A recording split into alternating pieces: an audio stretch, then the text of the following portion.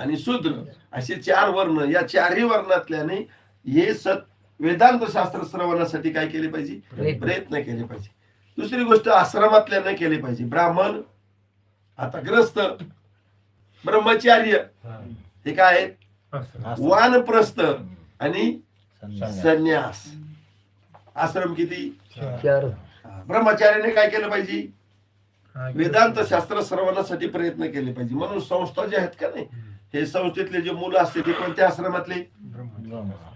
ब्रह्मचारी आश्रमातले. बरोबर आहे की नाही? त्याने काय केलं पाहिजे? प्रयत्न केले पाहिजे.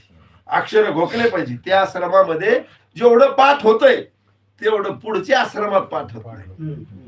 म्हणून महाराजाचं प्रमाण आहे, ब्रह्मचारी आश्रमी घोकावी अक्षरी. काय त्याने ब्रह्मचारी आश्रमात काय करा? अक्षर घोकाव प्रयत्न करावा. त्यांना बी सत्संगती मिळते, मोक्ष प्राप्त